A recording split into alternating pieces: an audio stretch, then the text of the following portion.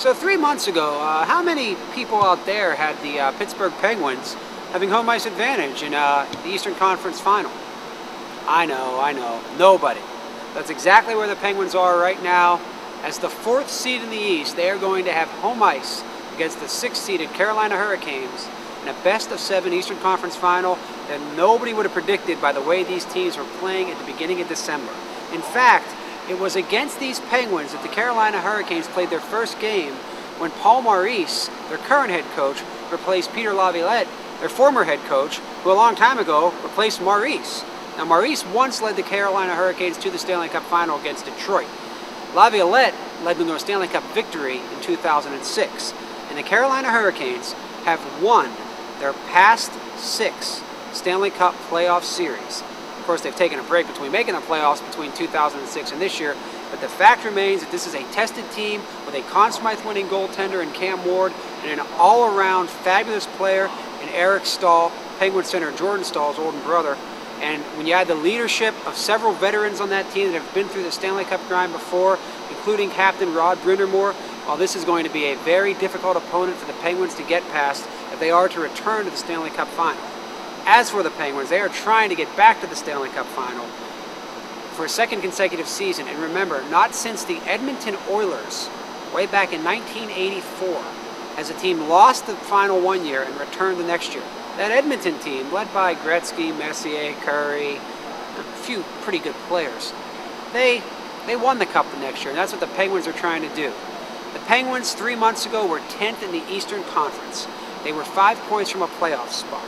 They surged behind Dan Bylsma, their new coach, to an 18-3-4 finish, and they have won already in these playoffs 2 series by clinching the series on the road. They eliminated the Flyers in 6 games, winning Game 6 at Philadelphia in the first round, and they won a Game 7 for the first time in this group's history at Washington to get past the Capitals, the second-seeded team in the East, earlier this week.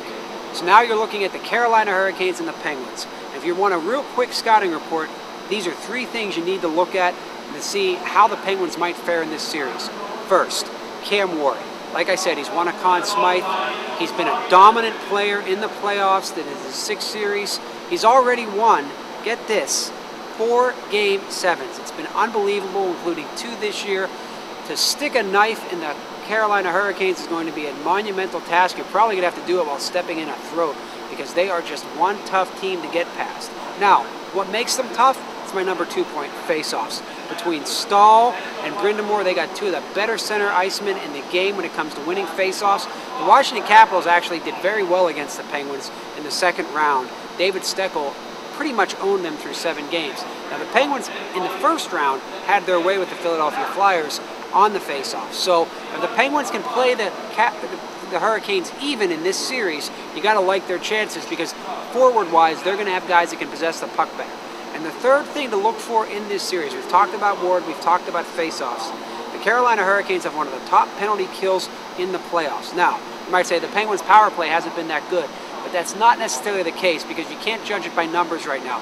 In the latter part of that series against Washington, the Penguins' power play, I thought at least, in games 3 through 7, really generated some quality chances, and more importantly, the Penguins' forwards were drawing penalties to allow the power play to get chances. I kind of get the feeling that the power play is ready to break out, and if that's the case, the Hurricanes are in trouble because they like to play this up-and-down system. And if you're going to play that up-and-down, back-and-forth hockey against the Penguins, you're going to have to score goals. More importantly, you're going to have to prevent goals from being scored on the power play. If the Penguins' power play can continue to generate the chances that it got towards the end of that Washington series, you got to like their chances of advancing to the Stanley Cup Final.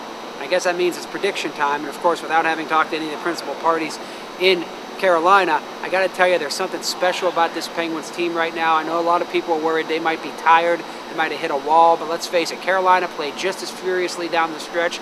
They've played back-to-back Game 7s against 2 tough opponents, New Jersey and top-seeded Boston. Played a lot of overtime games too, so I don't think that's going to really be a factor working against the Penguins in terms of fatigue. What I do think is going to be a factor working for the Penguins, hey, look, let's not sugarcoat this. Sidney Crosby is the best player in the world right now. He dominated the Washington Capitals with 8 goals and 13 points. He's the leading scorer in these playoffs. He's the captain.